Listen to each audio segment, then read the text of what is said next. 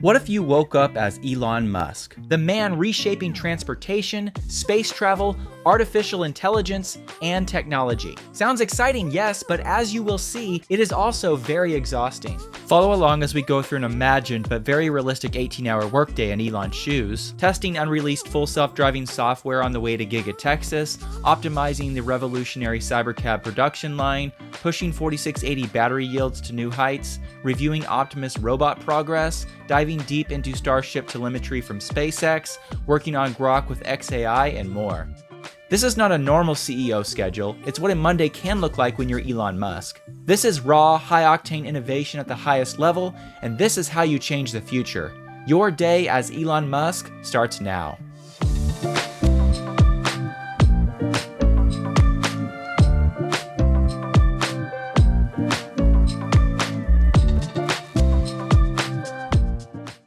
It's 9 a.m. on a Monday morning and you are Elon Musk. Somewhere between 5 and 6 hours ago, you finally put the phone down. Now it's back in your hand before your feet even hit the floor. You know checking your phone first thing isn't really healthy, but you do it anyway. Old habits are hard to break. Overnight updates hit immediately. Changes needed on the Cybercab line at Giga Texas, some early semi-quality control data, fresh Starship telemetry from Starbase, and a note from your xAI team with training data for a new Grok version the team is developing.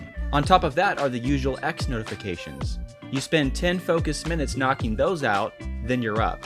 As always, there's a lot to do today, so the rest can wait.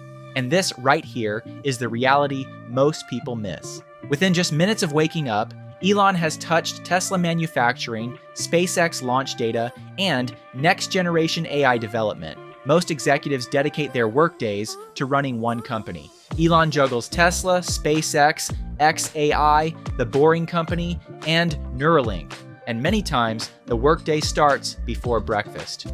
Your morning routine is quite simple. No optimized biohacking routine or anything like that. First is a shower, then breakfast. Today you're having steak, eggs, and coffee, one of your favorites. You eat standing at the kitchen counter, scrolling through production data on your phone, cross-referencing last night's numbers with your expectation of where things should be. After the steak and eggs, you eat part of a donut and then get ready to walk out the door. By 9:45 a.m., you're behind the wheel of a Cybertruck and headed towards Gigafactory, Texas. But this isn't just a commute. Today you're running an unreleased build of FSD Supervised that hasn't gone to internal testers just yet.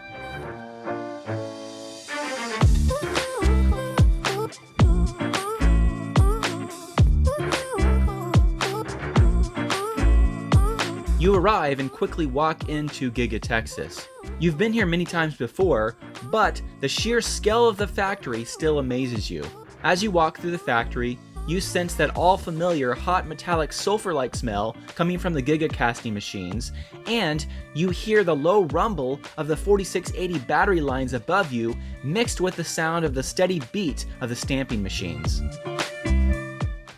You head straight to the Cybercab line where the new unboxed manufacturing process is still being perfected. There is a special excitement around the Cybercab. It seems like the engineers and production line employees are nearly as excited as you to get this production line running at a fast pace. As you are watching a Cybercab go through the various production steps, you notice a few potential areas for increased efficiency, so you turn to the nearest engineer and ask, "Are these steps actually necessary? Walk me through why." You get a quick answer. You nod in acknowledgement, and then tell the team that they should delete those steps because they seem unnecessary. This is the part that separates Elon from nearly every other CEO on Earth. Most executives optimize within the system. Elon questions whether the system should exist at all. The team jumps on it. You watch a finished Cybercab roll through the end-of-line diagnostics, and when everything checks out, a big smile comes across your face. "Looks good," you tell one of the engineers, "but if this line doesn't achieve 99.9% uptime, I'm moving production to Mars." The team laughs. The tension that naturally builds around your visits breaks for a minute, and then you're back into the data. Cycle times, throughput rates, cost per unit projections. You remind the team that slow production is intentional right now. One of the big goals in early production is to optimize every step and eliminate every non-essential element. The exponential ramp will come, but it is only successful at scale if the foundation is right. By 10:30 a.m., you're walking through the 4680 battery cell lines. You've been pushing on this for years, and the progress is real. You walk over in front of the real-time dashboards and zero in on the dry electrode process metrics. Dry cathode yields. Where are we on the latest runs? Show me the numbers. The team walks you through it. Scrap rates are significantly down. Yields are now at industry averages in most runs, comparable to the well-proven but less efficient wet solvent manufacturing methods. A year ago, this would have been a landmark result, but now the standard has been raised. The goal is to surpass industry averages, not meet them, so you push further. It goes without saying that average is not something that you're willing to accept.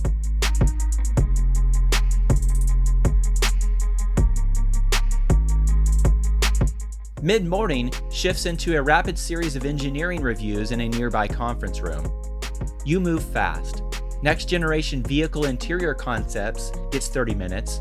Optimus gets another focused block. You get some quick status updates on the lithium refinery project and also the cathode materials facility, and then some updates on your new semi-truck factory in Nevada that you'll visit in person tomorrow.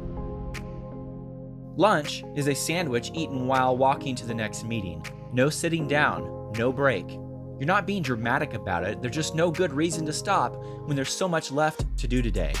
Early afternoon begins with an important update from Samsung on Tesla's new AI 5 chip, which will be in production soon. The conversation then shifts to the next-gen AI 6 chip design, which is still in early development, yet already facing relentless scrutiny on every architectural decision. By 2 p.m., your attention turns to robotaxi fleet operations in Austin. You review the latest telemetry from the expanding fleet, safety data, future expansion plans, and the timeline for adding the Cybercab to the Austin robotaxi fleet. You then walk the team through the FSD build you tested this morning, pointing to specific moments that need improvement. Mid-afternoon, you join a virtual session with the Tesla Energy team. Megapack demand, which was already strong, is accelerating even faster. After that, the conversation moves to the solar roof, tile manufacturing yields, installation efficiency, metal tile integration, and you discuss the rollout of your new shade-tolerant residential solar panels. Around 4 p.m., you pivot straight from Tesla to SpaceX and xAI. You jump into back-to-back video calls. First up is a Starship progress review with the lead engineers at Starbase. They run you through the latest Raptor static fire data, heat shield iterations, and the latest flight test data. You probe further with pointed questions and then make a few suggestions for improvements that you've been mulling over in your head for a couple days. Starship is one of the most ambitious engineering projects in human history. A reusable rocket designed to carry humans to the moon and eventually to Mars.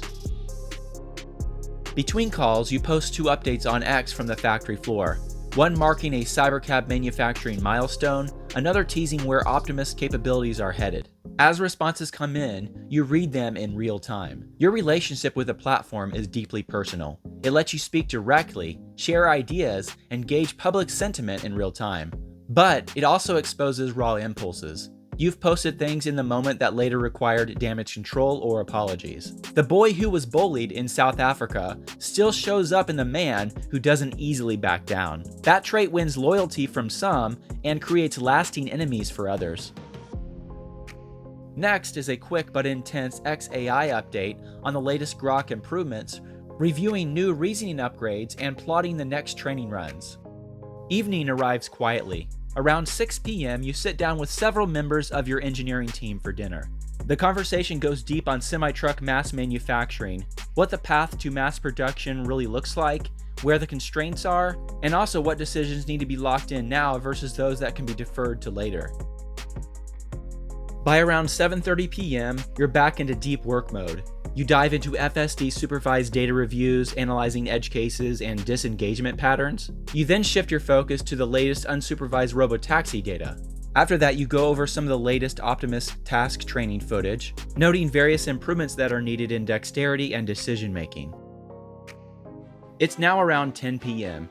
You've been at work for around 12 hours, but your day is not quite done. You pull a small group of key engineers into an impromptu strategy session. Your conversations are intense.